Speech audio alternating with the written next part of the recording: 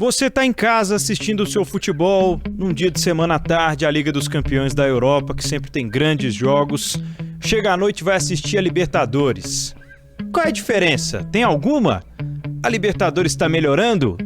A Libertadores vai ser melhor que a Champions League um dia? O Rotas da Bola está começando.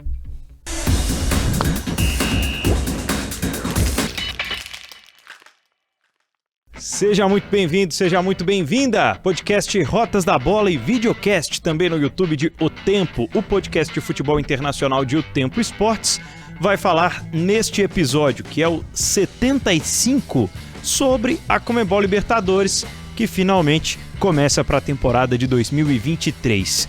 E a gente traçou esse paralelo, né, entre Libertadores e Champions League. Afinal de contas, temos uma padronização acontecendo, temos uma tentativa de melhorar o futebol sul-americano que para muitas vezes na questão econômica. Isso e muito mais no Rotas comigo, Pedro Abílio, e com o nosso editor do Tempo Esportes, Fred J. Libertadores ou Champions, Fred? Tudo bem? Ei, Pedro, você já deu a resposta. Na hora que você pergunta e fala que vai ser um dia melhor, a resposta está muito clara. Hoje não é. Hoje o produto, ele melhorou, ele profissionalizou, ele está criando alternativas para que seja um produto melhor, mais atraente, mais lucrativo, mas não dá para falar que é melhor. Eu provoquei isso e essa ideia de pauta acabou surgindo na minha cabeça por causa do meu pai, o senhor Dênio Lúcio, que aliás é um fã do Rotas da Bola. Um abraço para ele. Que ele brincava comigo assim, eu estava em casa de tarde e assistia a Champions. Aí à noite a gente ia assistir a Libertadores. Ele fala, nossa, vai dar hipotermia. A diferença era tão gritante às vezes do futebol jogado, né? Que parecia realmente uma coisa muito quente e outra coisa muito gelada. Mas, Fred J, vamos falar sobre a Conmebol Libertadores, que hoje tem um formato, né? A Libertadores ela começa a surgir como ideia, né? Acho que ainda antes dos anos 50 ali já existia uma vontade de ter um intercâmbio entre os clubes de futebol sul-americano, foram ensaios, e aí, a partir dos anos 60 uma Libertadores mesmo que foi tomando desenhos diferentes, com formatos diferentes. E regulamentos questionáveis. E regulamentos muito questionáveis. Aliás, antes se classificava um só, né? De cada país, era um... Na verdade, assim, um momento histórico aqui no Rotas da Bola. O Vasco é campeão sul-americano de 1948. Primeiro balão de ensaio oficial para alguma coisa. Era uma tentativa de um torneio que deu ao Vasco o título de campeão sul-americano, que depois foi até equiparado ali, né? Não, ainda bem que não inventaram de equiparar depois as Copa Rio, né? O torcedor do Palmeiras, do Fluminense aí que estão nos vendo, nos ouvindo, acho que são coisas diferentes do Mundial, assim como não dá para falar que era uma Libertadores ali. Mas o Vasco é campeão sul-americano de clube de 48. O advento da Champions League, da Copa dos Campeões da Europa, em 1955, impulsiona esse desejo de desenhar alguma coisa semelhante aqui. E aí tem a ideia do campeão do mundo, né? E aí, para campeão do mundo, alguém tem que representar. Aí, 5 anos depois da Champions League, vem a Libertadores e todas as consequências da Libertadores. A criação da Taça Brasil, por exemplo, para exatamente definir qual seria o representante brasileiro. Você falou de um, e o primeiro foi o Bahia, campeão da Taça Brasil de 59, depois equiparado ao Campeonato Brasileiro, discutível também. E a partir daí, Pedro, eu acho que a Libertadores, se a gente for ver o que ela oferece hoje em termos de regulamento, de organização, esses torneios aí até, não vou te falar década de 60 não, tá? 90... com todo respeito à palavra, torneio de várzea. Inclusive, clubes brasileiros, o Santos no auge, abriu mão de jogar Libertadores. Justamente porque não era lucrativo, o Santos difícil, ganhava... Sempre foi uma logística difícil a Libertadores. Essa vai continuar sendo. É. O Santos ganhava mais grana nas suas excursões. Para citar um exemplo, fora outras situações de violência, de condições ruins de estádio, de questão de segurança. Não dá para romantizar isso não, tá? Me vem com esse papo, Libertadores, raiz, né? Que legal, vamos lá, olha, o cara vai bater o escanteio lá, que legal, tem um monte de militares com escudos para proteger, cachorro. Não dá. Eu não vejo glamour nenhum nisso. Até porque partiu disso os episódios mais grotescos e lamentáveis que a gente tem no futebol sul-americano. De morte de torcida, de pedra em ônibus, enfim, todas coisas que existem no futebol mundial, mas que aqui às vezes são romantizadas realmente. Inclusive, saindo um pouquinho da Libertadores, anteriormente, né, o Intercontinental era disputado em jogos de ida e volta. A violência que imperava na América do Sul fez com que os europeus, vários europeus, simplesmente abrissem mão. Vai lá o vice, ou não vou jogar. Então, assim, é um processo de evolução que, né, a gente está falando de América do Sul, mas isso vai ganhando uma outra proporção. E os regulamentos da Libertadores, em vários momentos, Pedro, péssimos. Não vou desvalorizar nenhum time que se deu bem com esses regulamentos. Mas, para mim, era inadmissível o campeão entrar na semifinal. O campeão do ano anterior entrar na semifinal. Teve gente que nadou de braçada e se deu bem. O Independiente, que foi tetracampeão no início da década de 70. O time entrava na semifinal, Pedro. O Estudiantes. Fácil, né? O Estudiantes, que foi... o Estudiantes foi campeão invicto.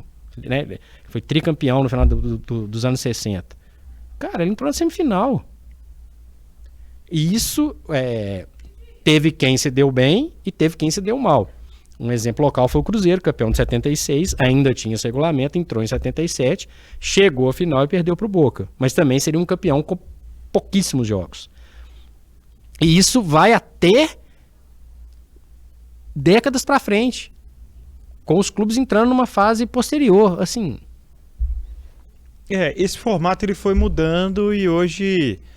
ele acompanha muito a Champions, né? A gente traça esse paralelo por serem as maiores competições do continente e todas as mudanças mais recentes, a fase de grupos, até a prévia, a Recopa, a final única, tudo isso veio de encontro a um modelo que deu certo na Europa, né, Fred? E é um modelo legal a ser seguido. Eu só espero que não inventem uma terceira competição como fizeram na Europa. São padrões diferentes. Mas a Recopa é legal? É legal. E sempre foi meio sucateada. Jogou alguns anos, era o campeão da Libertadores contra o campeão da Supercopa. Para mim tinha que ser Libertadores e Comebol, porque eram as competições com critérios técnicos de momento para jogar. O Cruzeiro fez o jogo com o River Plate, que valia por 2 competições, para Supercopa e Recopa, no meio dos anos 90. É muita maluquice. Então, quando a gente vê que a coisa está caminhando, dá uma expectativa de, olha, isso é mais legal. A gente vai começar a discutir assuntos mais relevantes e mais importantes do que glamorizar o torcedor jogar pedra no guarda com escudo. Então, parece que melhorou. Nós vamos discutir se a final única é legal ou não. Legal né? Só é difícil de chegar, né? É difícil de ir. Legal, eu digo o pacote mesmo. Porque a festa, um jogo só e tal, veio da cultura da Champions League, mas é diferente pro cara sair lá de Glasgow, na Escócia, e ele chega de trem lá em Berlim. Aqui, para citar o último caso, não era tão simples assim chegar em Guayaquil, né, Pedro? Nossa, pois é. E essas mudanças, né, que trouxeram a Libertadores para esse formato de hoje acabaram fazendo com que as equipes precisassem ser mais versáteis, né? Tanto ter uma fase de grupos mais extensa. São 6 jogos, são 6 rodadas, são 4 equipes, né, que disputam em cada grupo. Você tem aí um caráter de pontos corridos para depois a disputa do mata-mata. E, enfim, o formato foi se desenhando, né, para ficar cada vez mais parecido com a Liga dos Campeões da Europa, com as principais competições que realizam esse intercâmbio continental. Lembrando, Pedro, que a Libertadores adotou os grupos antes da Europa, né? Existia E era um grupo de 3. Quando tinha 10 times, em 1967 já era a fase de grupos, né? Que era distorcido. Mas para a gente trazer até um pouco mais perto da nossa realidade, que é uma coisa bizarra. Você se classifica para um torneio continental e você joga com os clubes do seu país. Né? Eu lembrei aqui de alguns momentos históricos do Cruzeiro, lembrando um do Atlético aqui, um caso histórico, 81, Atlético Flamengo, campeão, vice e campeão do Brasileiro de 80, no mesmo grupo de Olímpia e Cerro. E acaba naquela coisa que aconteceu lá no Serra Dourada, que era um jogo de desempate para saber quem era o primeiro do grupo. Às vezes o pessoal se confunde, mas não era final, não. Era um jogo de desempate num campo neutro para decidir quem se classificava do grupo. Por quê? Quem se classificava do grupo ia direto para a semifinal, que era disputada em 2 triangulares. Pode seguir. Muito bem. Outras coisas mudaram, né? Para ir de encontro a um torneio um pouco mais simples. A Libertadores teve, por exemplo, a venda de naming rights, né? Por muito tempo. Hoje em dia a gente chama de Conmebol Libertadores. A Conmebol faz questão de que até esse padrão se assemelhe, né? A UEFA Champions League. Assemelhe? Não, né? Copie, né? A esse padrão. Algumas outras coisas melhoraram e muito, como a premiação. Hoje a Libertadores é uma competição muito valiosa, mas outras, como a estrutura, ainda não tem um certo padrão, né? Tem estádio que está na Libertadores, mas não merecia estar nem na Sul-Americana. E aí tem uma coisa importante que a gente pode falar a respeito de estádio. Gente, eu não vejo o menor problema do estádio ter capacidade para 3 mil torcedores, desde que ele ofereça condições para tal. Ponto. Questão do estádio. A Conmebol sabe disso. Sabe disso. Porque às vezes glamoriza muito até isso, Pedro. Não, que agora é a arena, o estádio, grandão, não sei o quê. Não precisa. Não precisa. Isso vale para competições em todos os aspectos. Pode receber na primeira fase? Pode jogar a final lá. Hoje a final é única, mas o Atlético Paranaense não pôde jogar na arena contra o São Paulo, lá em 2005. Essas coisas bizarras. Então, essa padronização e a necessidade, o entendimento de melhora está caminhando para alguma coisa que vai chegar no ponto que, olha, isso aqui não dá. E acho que tem que ver direitinho o que não dá, viu, Pedro? Não dá um estádio de dificílimo acesso, um estádio com péssima condição de gramado, condições de vestiários precárias. Avaliar realmente é ok ter jogo em Potosí? Pois é. Cara, beleza, é a casa do time, não tem, né? Mas e aí? Né? Assim, tem muitas situações que são típicas da América do Sul que devem ser avaliadas, cara. Não pode simplesmente o time joga lá. Se vira e vai, né? É porque não aconteceu ainda uma tragédia. Ou então pensar numa readequação para isso. É justo tirar o time da sociedade? Também não. Mas e aí? Realmente. E são coisas que, com as premiações cada vez mais milionárias, os contratos de televisão e de patrocínio são absurdos, a Conmebol poderia olhar um pouco mais de carinho para essas definições, né? Sobre consumir a Libertadores, Fred, eu tenho a sensação às vezes de que aqui no Brasil a nossa cultura é muito mais de assistir aos nossos clubes na Libertadores. A gente assiste a Champions League e o que tiver passando à tarde a gente vai assistir porque é a Champions League.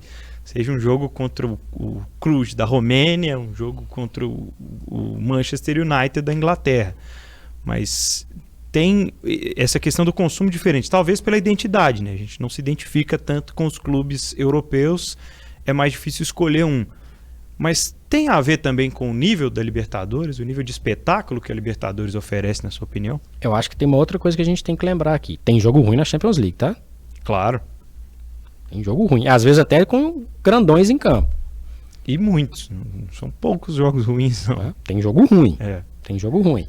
Óbvio que tem um glamour quando a gente pensa na Champions League, a gente está falando de, por baixo, umas 20 marcas, 10 hiperpoderosas, 14 hiperpoderosas e outras que, se não são tão poderosas assim como o Real Madrid, Barcelona e Companhia Limitada, são clubes de um porte do Borussia Dortmund, por exemplo, está num degrauzinho abaixo, mas que é interessante.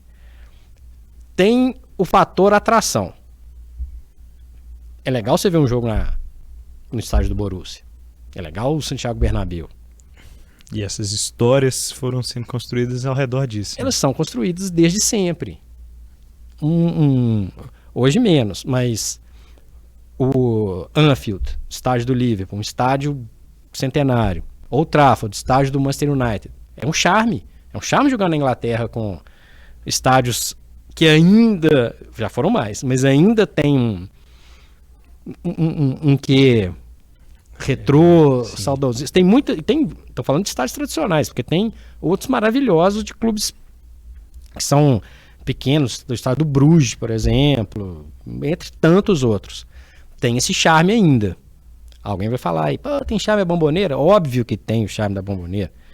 E o Boca, acho que ele não entra nesse pacote, porque o Boca, o River, são marcas interessantes que o torcedor, nós, brasileiros, vão gostar de ver.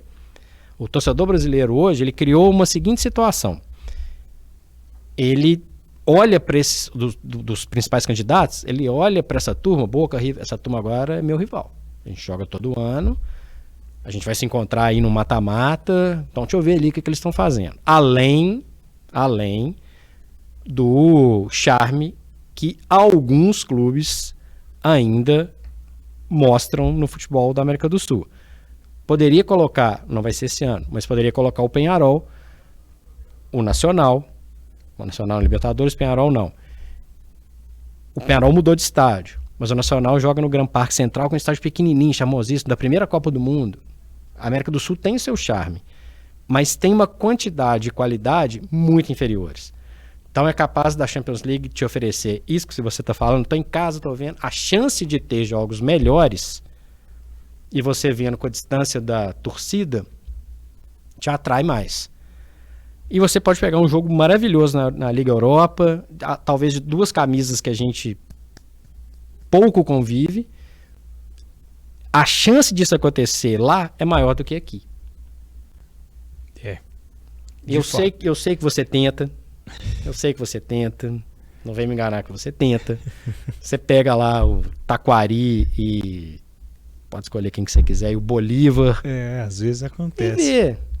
Eu também sou apaixonado por futebol, gente. Aí eu passo lá e falo, deixa eu ver o que tá acontecendo aqui. Pelo amor de Deus. Aí muda. Com a quantidade de transmissões, com a quantidade de possibilidades de jogos, e até um calendário melhor, que é outra coisa que era uma tragédia anos atrás, você consegue ter uma noção hoje para conseguir encaixar. O torcedor, de maneira geral, ele não vai ver todos os jogos da primeira fase, não vai. Mas ele vai conseguir passear por alguns jogos. Na América do Sul tem uma diferença que a gente tem que colocar em conta, né, Pedro? Faz parte do que acontece no mercado, é natural. Mas a assinatura de streams também afasta. A condição não é tão simples assim. Por semana, há muito tempo, há muitos anos no Brasil, passam mais jogos da Champions do que da Libertadores em TV aberta, né? Pra gente. Às vezes houve época até de terem duas emissoras transmitindo as duas competições e às vezes a variedade, e mesmo assim a variedade de jogos era maior com a Liga dos Campeões da Europa. E isso compõe. Claro que isso compõe. Né? Nesse ano vai ter um streaming com jogos exclusivos de alguns clubes, inclusive Atlético e América, os representantes mineiros. Quantas pessoas vão assinar? Quantas pessoas assinaram a Comebol TV nas últimas temporadas? Tanto não é tanta gente assim que já meio que saiu lá para Paramount. O torcedor comum do Brasil não tem condição de manter isso financeiramente. Né? E aí a gente tem que ver quantas marcas existem. É o que eu te falei. Bom, nós estamos discutindo hoje no Rotas a Libertadores, o torneio continental, E vamos falar do nível técnico antes da gente entrar de fato aqui. Eu até separei alguns países que estarão nos caminhos, né, dos mineiros nessa temporada de Libertadores, Fred.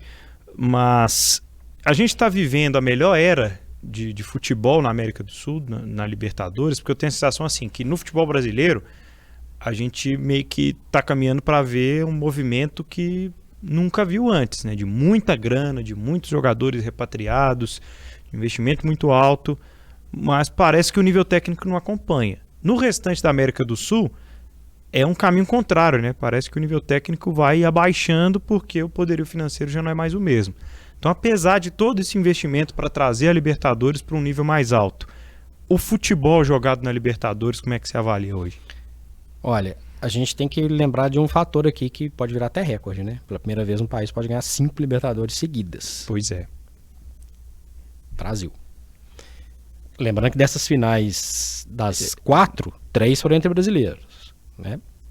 Flamengo e Palmeiras, Flamengo e Atlético Paranaense, Palmeiras e Santos. Palmeiras e Santos. Das finais únicas todas, né? De 2019 para cá, assim, a última vez que não teve uma final única foi Boca e River de Madrid. Lá no Santiago Bernabéu. Inacreditável. Foi a única vez, última vez que não teve uma final única. Hoje, quando você fala, tá repatriando jogadores, não tá repatriando qualquer um, não, né? Não, de forma alguma. Né? Se a gente fizer um recorte de 10 anos, Ronaldinho, Seedorf. Esse turma tá velho, tá na... Não interessa. E mesmo jogadores mais jovens como o Gabigol, que não deu certo na Europa, tudo bem, mas veio para ser um rei de Libertadores, né? Pedro, Gerson, e por aí vai. Tem muita gente. Tem um abismo econômico colossal. Colossal.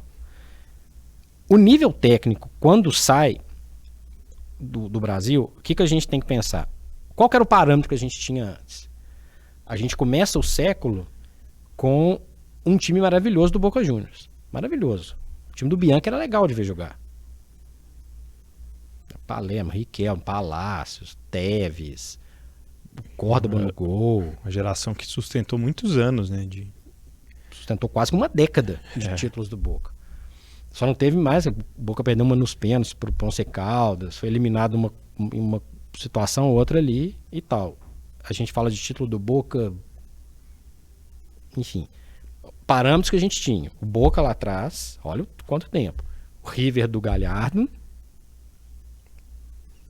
E né, teve o Atlético Nacional com uma ótima temporada, para mim, fato isolado. E aí, sabe o que eu percebo? Esse patamar que era o jogo na Bombonera, ele é difícil de qualquer jeito. O Boca pode ter o pior time do universo, vide Corinthians na temporada passada. Classificou. Fato. O River pode ter um time limitado. Os times argentinos, inclusive, eles não têm medo de jogar fora de casa. Empatou em casa, tem que ganhar lá fora, mas a gente vai ganhar. Tá tranquilo. A questão, Pedro, é que a gente percebe que esses dois, principalmente talvez as duas maiores marcas, né, pensando na América como um todo, Boca e River, esses que são parâmetros, para a gente citar exemplos recentes, próximos, o Galo venceu o River Plate 2 vezes em 2021, no Mineirão atropelou. O River Plate em 2019 ainda deu um calor no Flamengo ali. Ainda foi lá depois e buscou o principal jogador deles. Tipo assim, né? O Nacho que é o bom, beleza, ele vai vir pra cá. É assim que funciona. O Palmeiras eliminou o River com uma vitória expressiva na Argentina. O Boca, que eu falei que não dá nunca pra duvidar, se classificou diante do Corinthians 0-0, muito mais na trombada, na raça, na guerra, do que no bom futebol. Quais outros parâmetros a gente teria de futebol sul-americano? Então, dá para falar que o nível caiu. Os uruguaios, né, é até louvável o que acontece no Uruguai. Um país pequeno, com população pequena, e sempre revela muitos bons jogadores. Mas os times não rola. Aliás, vive uma profunda crise financeira, impacta diretamente no futebol e a gente tem visto cada vez menos, né? Se tinha uma ideia de que na temporada passada repatriar o Luis Soares ia fazer muito bem para o futebol uruguaio, mas não surtiu efeito algum, basicamente ele já está no Grêmio, né? Por algum tempo no passado, pingava o Colo-Colo, pingava o Olímpia. São times clássicos, maravilhosos, nem sempre, mas são times competitivos. Eram sempre times muito competitivos. O Atlético Nacional de 2016 era um bom time. Era um time rápido, um time que chegava pelos lados, um time que fazia muitos gols. Sumiu. É normalmente figurante de um tempo para cá. Não estou desprezando nenhuma dessas camisas, tá, Pedro? São camisas Cerro Porteño, que nunca ganhou a Libertadores, é chato. Mas é pouco. É muito pouco. É muito pouco. A gente vê... ano passado, por exemplo, o Estudiantes fez uma boa primeira fase. Foi eliminado em casa pelo Atlético Paranaense. O time é bom? Ele é ruim? Falta competição. Falta competição. Eu falei do Colo-Colo, mas a Católica foi vice-campeã. Laú fez algumas campanhas sul-americanas interessantes. Mas assim, a semifinal. Quantos brasileiros estavam em semifinais nos últimos anos? Domínio total. Isso é nítido. Então, respondendo a pergunta com esse exemplo todo que eu dei, caiu o nível, né? Você até citou aí o futebol uruguaio.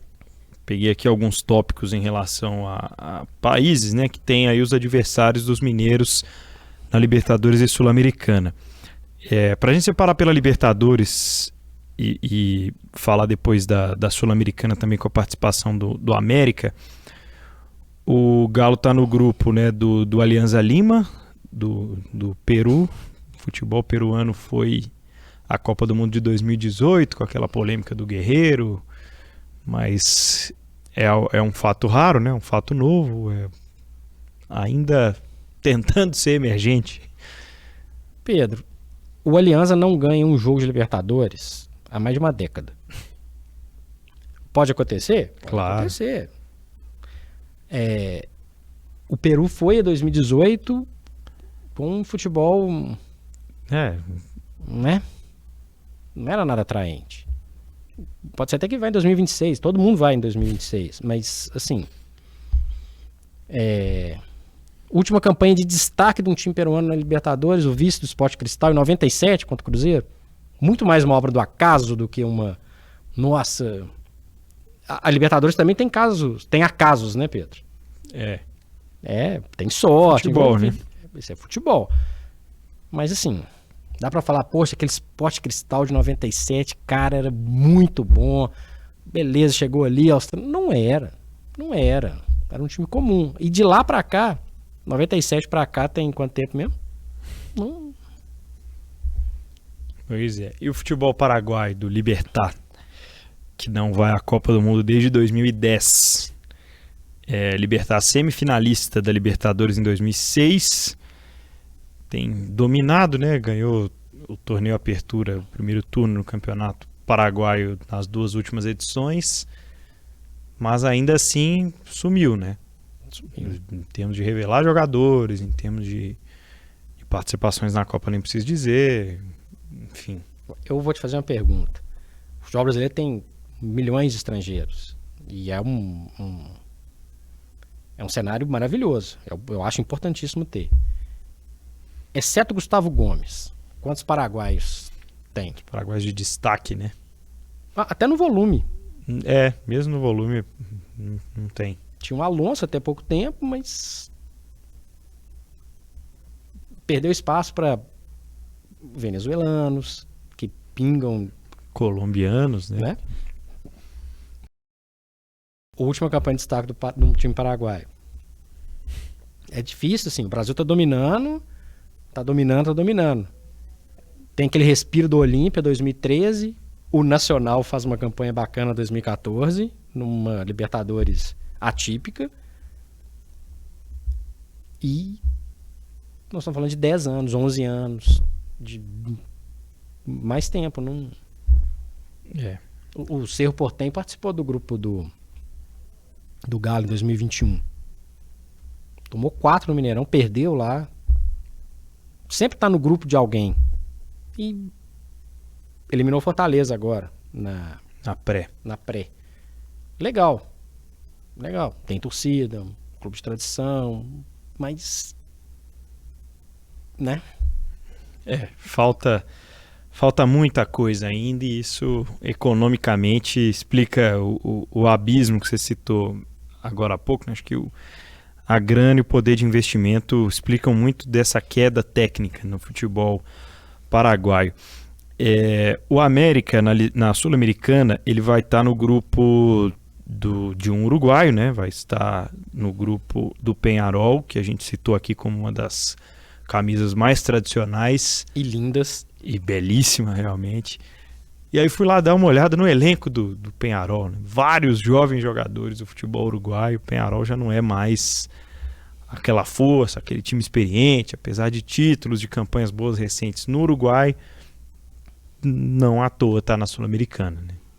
Imagina, o Peñarol, pentacampeão da América, campeão do mundo, porque tem muito isso, né? Tradição. Cara, isso não entrou mais não, acabou. Não conseguiu se classificar no pobre futebol uruguaio para Libertadores. Não dá, Pedro. Não dá. Tem um estágio novo. O América, aliás, um confronto de 2 belas camisas, né? Peñarol e América são camisas maravilhosas. Cara... e uma geração assim, impulsionada por uma seleção que foi à semifinal de uma Copa do Mundo em 2010 e que trouxe grandes jogadores para o futebol mundial, continua trazendo, né? Quantos jogadores jovens dessa equipe do Peñarol podem estourar? Talvez até o time inteiro. Talvez faça uma campanha maravilhosa na Sul-Americana. Enfim, volte a se destacar. Mas a realidade é muito diferente. O Campeonato Uruguaio, Pedro, basta a gente entrar aí e ver a média de público, tipo de competição. Eu vejo com uma certa tristeza. Eu acho que a gente tem que ficar preso à nostalgia do Peñarol histórico e tal, porque esse não tem mais. Mas chegou na final de 2011, perdeu para o Santos de Neymar, era inferior, né? Nitidamente. Se destacou mais uma vez pelo bololô na final. Depois criou um outro bololô lá com o Felipe Melo, anos depois. Palmeiras. E assim, será que essa é a marca do... Sabe, que eles vão manter? Eu fiquei tentando lembrar, assim, 2 jogos recentes, eu sabia, obviamente, do vice-campeonato, mas assim, quais jogos marcantes recentes? Os 2 terminaram em pancadaria. Então tem uma mistura de pouca bola, né? Várias vezes um excesso de demonstração de macheza, né? Total. Não dá. Futebol uruguai, bicampeão do mundo, beleza. A última Copa foi em 1950, mas é um futebol tradicionalíssimo.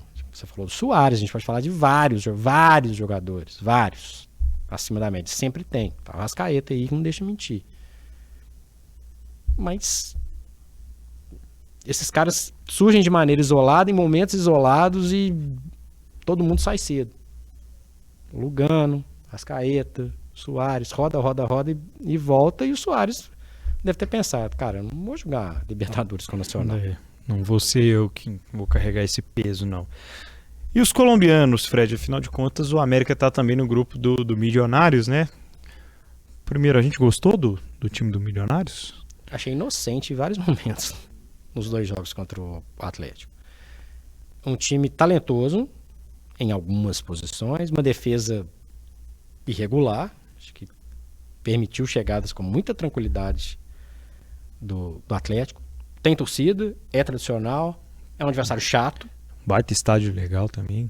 Joga no El Campín, que é um estádio muito legal. E é uma equipe com o nível de Sul-Americana. Pode ser um adversário complicadíssimo na Sul-Americana.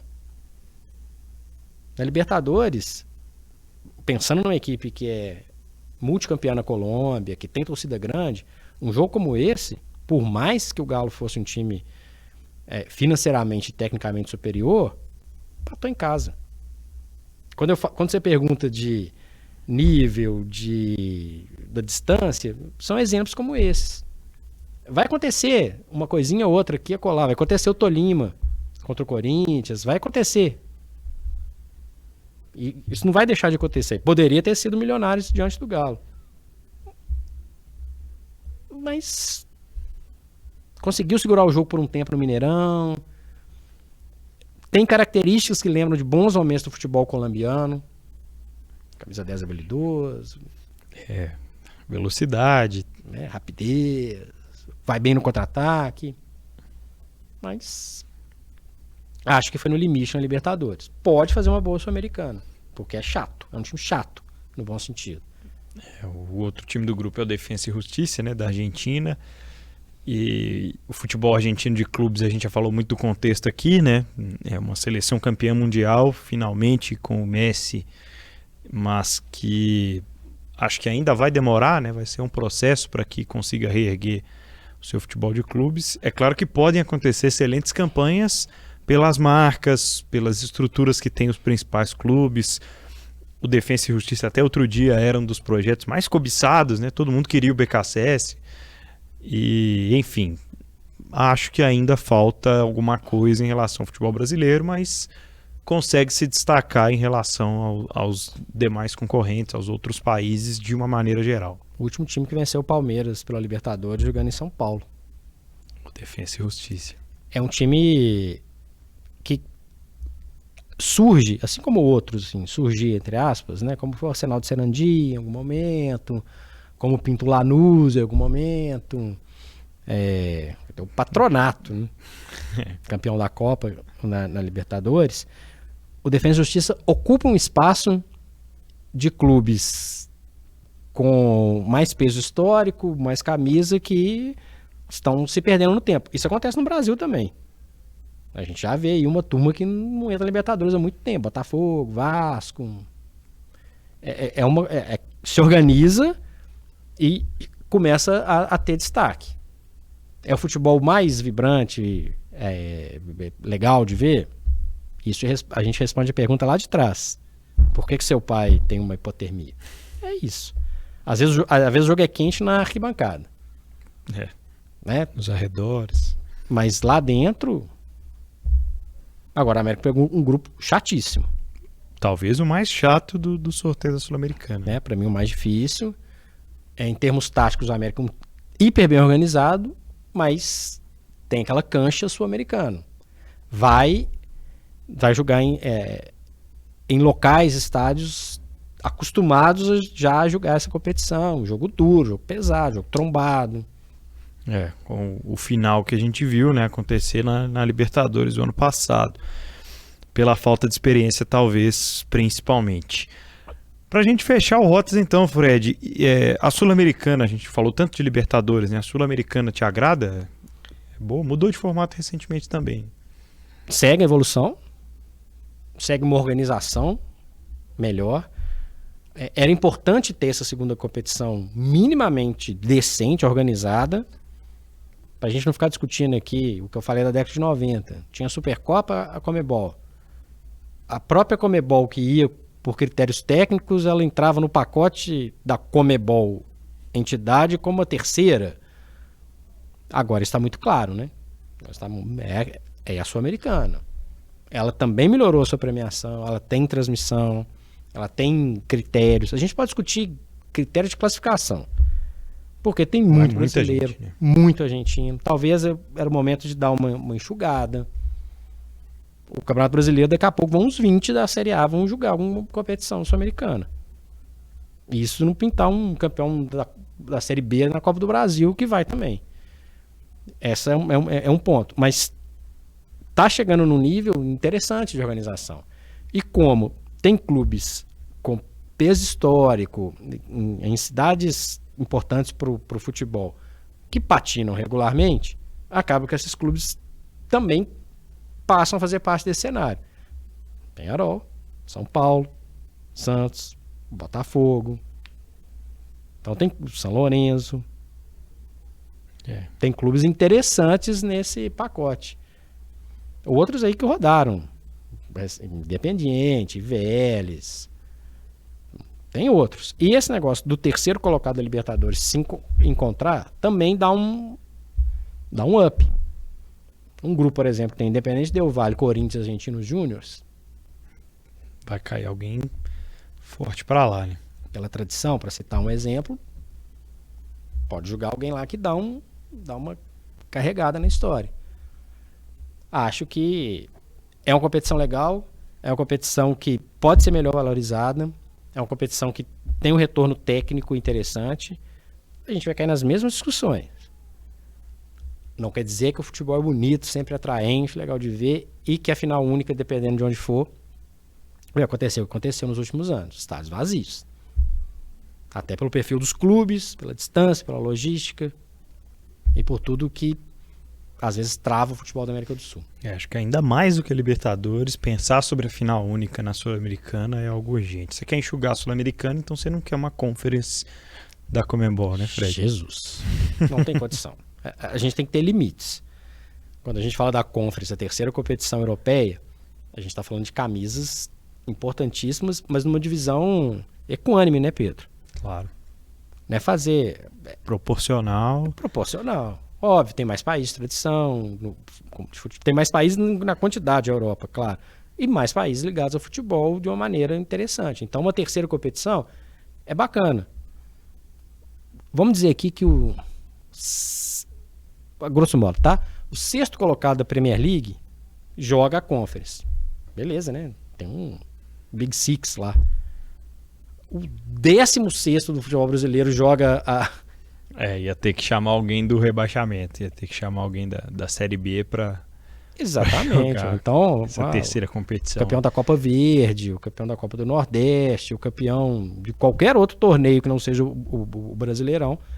Essa é a diferença. Uma terceira competição, para mim, acho melhor dar uma enxugadinha no que já tem. Porque poderio econômico, disparidade técnica do Brasil e uma quantidade enorme de brasileiros e argentinos, a gente vê o cenário que a gente vê. E é um Barcelona de Guayaquil momento e já esqueci, porque não tem. Esse é um problema. Futebol na América do Sul, para chegar no nível melhor, Pedro, precisa de uma palavra, de um verbo: descentralizar. É isso. Terminamos mais um Rotas da Bola, episódio número 75 do podcast de futebol internacional aqui do time de O Tempo Esportes. Exploraremos mais desse universo, né, do futebol sul-americano. Queremos, claro, ver um nível cada vez melhor no futebol por aqui também. E se assemelhar um pouco mais com o que a gente tem de espetáculo, né, com a Champions League, porque é um caminho que a Conmebol tem tentado seguir com a Libertadores. Até sorteio de noite esse ano eles fizeram, Fred. Um abraço pra você. Gente, só pra fechar, Libertadores é legal, tá? Legal. As críticas são pontuais pensando numa melhoria. Claro. Melhoria. Tudo é legal. Competição de clubes continental é maravilhosa. O América do Sul precisa de mostrar uma coisa melhor dentro do campo. É isso. O Rotas está no seu agregador de podcast preferido. Nós estamos também em otempo.com.br, em vídeo no portal e também no youtube.com/otempo. Se inscreva aí no canal de O Tempo no YouTube. Acompanhe sempre as informações de futebol internacional também no nosso portal. Um abraço para você, até a próxima, Fred. Até.